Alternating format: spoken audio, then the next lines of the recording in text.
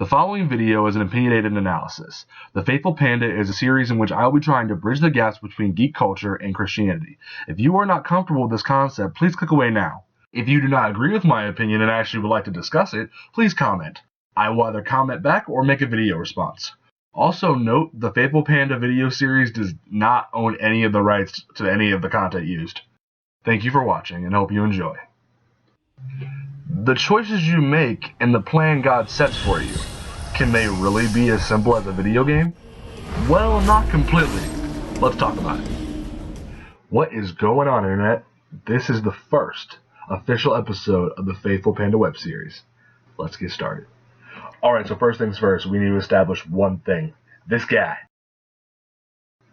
Yeah, he's not God. He is the embodiment of, evil in a godly form in the video game we will be talking about, but he is not God. Let's get that clear now. Now you might be asking, who is that guy? What's this video about? Well, I was asked a question yesterday. I was asked the question, if God's all-knowing, does that mean there's no point of us choosing right or wrong, that he already knows what's going to happen? Isn't he kind of a dick for doing that to us? To which, in a moment, I didn't know how to answer the question. I literally said, I don't know. And it drove me insane. I was literally spending all of today trying to figure it out. But it finally got me. It finally came out of nowhere and got to me after talking to several people and trying to figure it out. It finally clicked. And ironically, it was video game logic that got me. So the question itself, if God's all-knowing, do we actually have free will? That's the basic question itself, right? So if we lay it out, God's plan for us, we got to know that straight up. God has a plan for all of us. And his plan is literally the layout and plot of the video game Dishonored. It literally is. Because of the fact that throughout the game you're given choices. You're given so many choices. But then there's still an end game. There's still an end result that does not change. Because when you start the story out, you're Corvo Atano. A guy who's the bodyguard of the queen, who has all this power and wealth. And then when he gets back from a mission, he gets framed for the murder of the Empress. What? That's crazy. So he's in prison. He gets broken out by this rebellion that wants to take over the people who had framed Corvo for the murder. And then in the end, the people who helped break him out and turn him into an assassin to get revenge are the ones who end up betraying him so they can seize power. And then, on top of that, you have to then go hunt them down and kill them. Regardless of what you do the entire story, there's still that endgame of, you get put in jail, you have to kill all these people that the rebellion tells you to, and then the rebellion betrays you, so then you have to kill the rebellion. And then you put this idiot little girl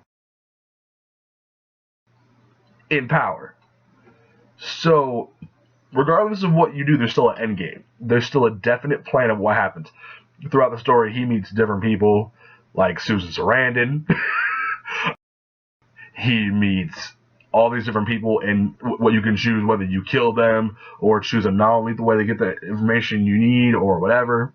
Or you can just have other people kill them. But there's still an end game. There's still, you got broken out of prison, and then you save the princess from the rebellion. There's still a guideline of what you have to do. Whether you go a certain way or go a different route, there's still a guideline of what your life in the game is. Does that make sense? Keep going! Ooh, wrong video game. But shut up, Paul Revere. Nobody likes you. Anyway, it makes sense because of the fact that God gave us a choice. He gives us a choice daily to accept him and follow him, or fall into sin. Satan's always at our door trying to pull us in and grab us and try to mess with us. But if we follow what God had laid down for us, He put up His Son to die for us. And if you want to draw another parallel between Dishonored and the Bible, look at the story of Joseph and his dreams and whatnot.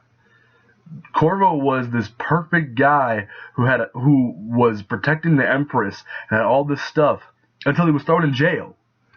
And then he broke out and was getting revenge for being thrown in jail, and then got betrayed again, and then saved everybody and saved the daughter of the Empress so that she could rule the crown fairly.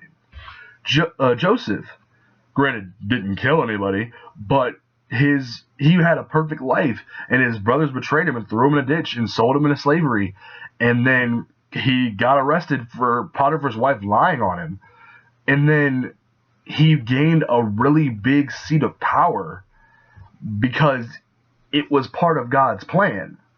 God has a plan for all of us, and it's up to us to follow Him. Corvo makes a choice based on the player. The player controls Corvo, so that either he kills everybody he comes across, or he chooses to be merciful.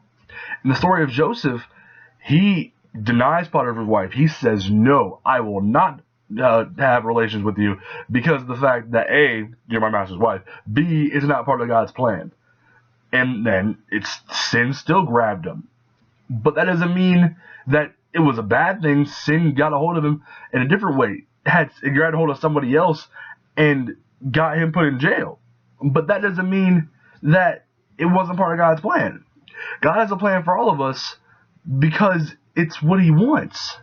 You can't just say, "Oh, I'm going to stop living for God because He already knows my plan." No, that's not it at all.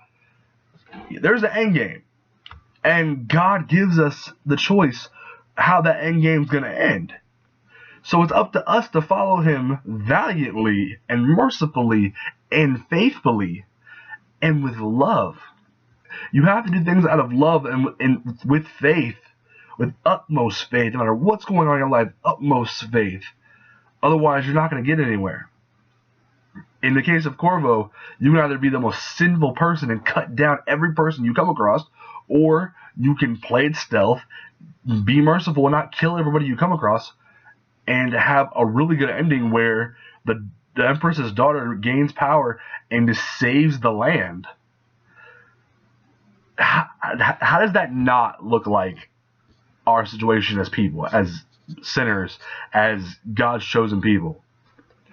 Literally, both of the same thing. You either can choose the really high chaos world and live in sin, or you can choose the right path and have a righteous ending. Heaven. That's what I want to get across to you guys. There is a great God that wants to help all of us, and it's up to us to follow Him. He wants us to follow Him through every trial, through every tribulation, through whatever we go through. If we get thrown in jail like Corvo or like Joseph, we still power through and keep going and make the right choices. That's what we need to do. So I challenge everybody to make the right choices. That's what you need to do. I hope you guys have a wonderful evening, wonderful day whenever you're watching this, and get ready for more Faithful Panda.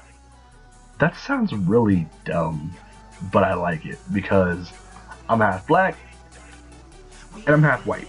Wait. Half black, half white, because this part of my hand's lighter than that. So I call myself a panda, and I live faithfully to God, no matter what happens. So get ready for more videos because I feel like this is my calling. Whether it's on Facebook or on YouTube, I'm going to keep going. Have a blessed evening.